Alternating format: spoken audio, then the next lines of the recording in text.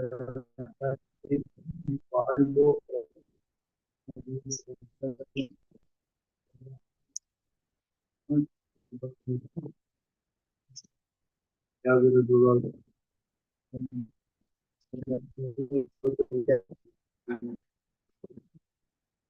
الله الرحمن الرحيم. وعنه أن النبي صلى الله عليه وسلم لما قدم المدينة آه، نحر جزورا أو بقرة. رواه البخاري ومسلم.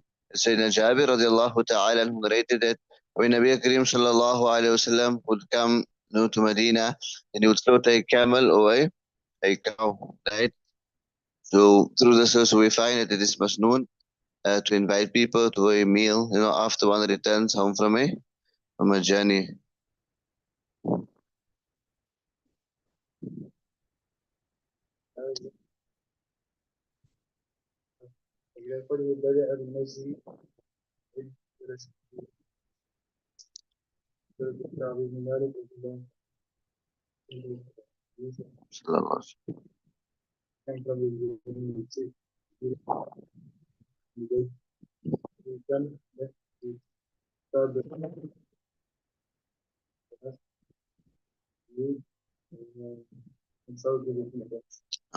وعن كعب بن مالك قال كان النبي صلى الله عليه وسلم لا يقدم من سفر إلا نهارا في الضحى، فإذا قدم بدأ بالمسجد فصلى فيه ركعتين ثم جلس فيه للناس. متفق عليه.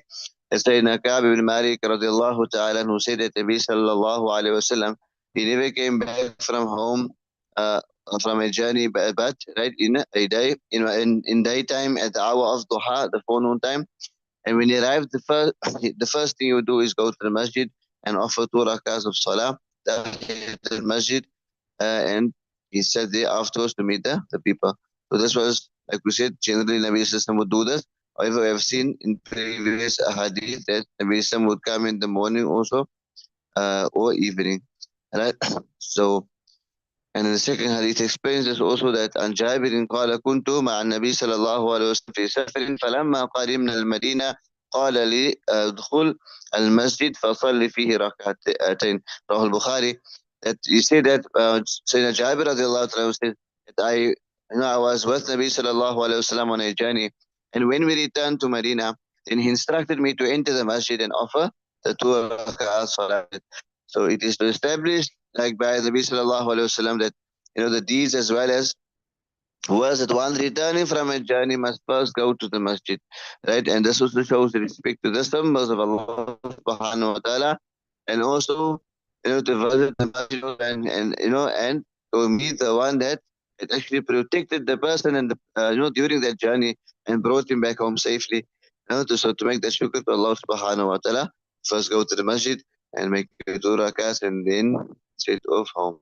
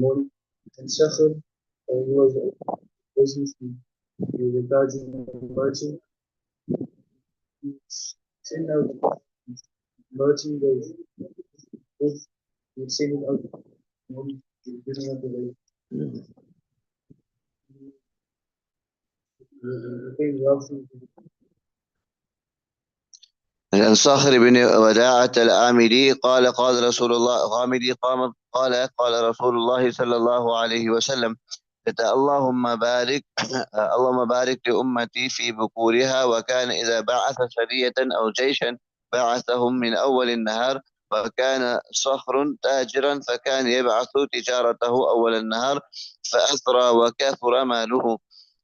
رواه الترمذي وأبو داود. Sayyidina Saleh bin Wada al-Ghamidi narrated that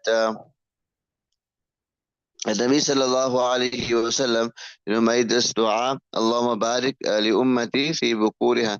So Allah, bless my people and my ummat in their early parts of the morning. So when he said, sent out a army, right, he sent them at the beginning of the day in the morning. That so Sakhar also was a merchant and he hoped to earn the blessings of this dua that the Nabi sallallahu alayhi wa sallam made. So he would always send his merchandise at the beginning of the day, right? When the day began. And like this, he became rich and had much wealth, right? Because of that, the barakat of the dua of Nabi Sallallahu Alaihi Wasallam, doing things in the morning. But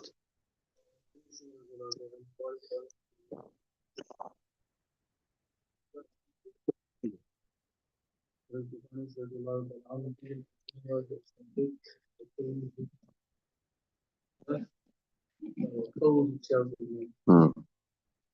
وعن أنس قال قال رسول الله صلى الله عليه وسلم عليكم بالدلجة فإن الأرض تطوى بالليل رواه أبو داود. Sayyidina Anas radiallahu ta'ala anhu said that Nabi sallallahu alayhi wasallam, he said that you must travel by night because the earth is rolled up by night. So Nabi sallallahu alayhi wasallam mean that no man must not content himself by traveling only during the day also, right? Like the Muslim should do, but rather he must travel somewhat during the night also, right? So we're allowed to travel both by night and also by day, right? Because the earth is, as it traversed very easily, at night. And the distance seems to shrink, and the journeys seem shorter when you travel by night. This goes quick, understand? And like we said, it doesn't mean that you must gonna travel in a day. So you can travel both, like we mentioned, in the day and also in the night, right?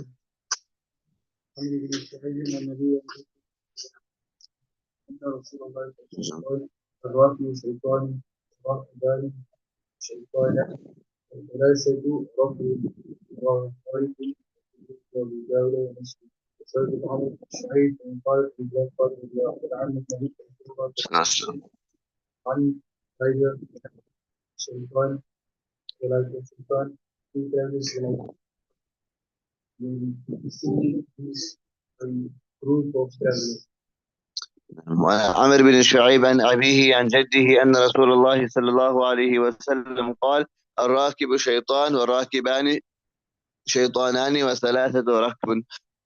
رواه مالك والترمذي. سيدنا عمرو بن شعيب rahimahullah narrated from his father, from his grandfather, Nabi sallallahu alayhi wasallam said, a lone rider is a shaitan, and two riders are two shayateen, but three is a group of riders. So we find that three riders, are safe from the deceit of the shaitan, of the devil. In other words, that it is not allowed to be less than three riders to undertake a journey. So they will be able to offer, their salawat. If one of the three has, to go somewhere, for example, then two will also be together. And if he's delayed, that one of the two will try to find him, and the other will look after the luggage. So like three makes it just very very easy. Understand? Otherwise, if you can't now, then two also. So it makes it better because you can make your salah in jama'ah, and also it makes it easy for the three of them to move together. Like we mentioned, like one goes, others stay behind, take turns like that.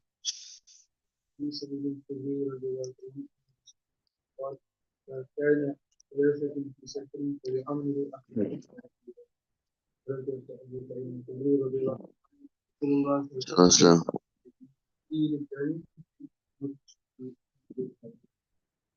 No. وعن ابي سعيد الخدري رضي الله تعالى عنه ان رسول الله صلى الله عليه وسلم قال: اذا كان ثلاثة في سفر فليؤمروا احدكم. رواه ابو داود. Sayyidina Abu Sa'id al-Khudri radiallahu ta'ala who narrated that Nabi sallallahu alayhi wasallam said that if, for example, there are three people on a journey, they should appoint one of them as their Amir, as a leader. So this command applies to a group, like we mentioned, the minimum of which is three, but it also applies if there's only two people also, like we mentioned, two people, traveling together, then at least one of them should be the Amir. And the Amir there now will be responsible, to settle any disputes that, take place during the journey. And he should also, be the well-wisher of all the other members that's with him on the other group, whether or the other one or the other two, etc. And the sympathizer. anything happens also there, you should be a leader, right?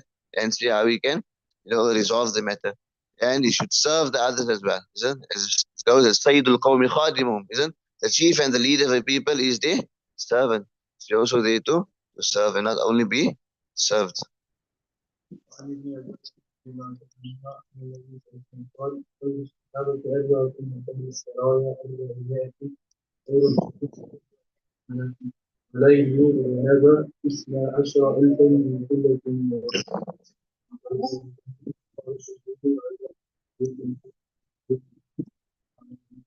ابن عباس رضي الله عنه قال: this serving the best soldiers goes in addition 400 to the best armies 4,000 and 12,000 will never be overpowered. وعن ابن عباس عن النبي صلى الله عليه وسلم قال خير الصحابة أربعة وخير السرايا 400 وخير الجيوش 4,000 ولا يغلب 12,000 من قلة. رواه الترمذي وأبو داود. Sayyidina Ibn Abbas radiallahu ta'ala narrated that Nabi sallallahu alayhi wa sallam said the best number of companions in a journey are at least four.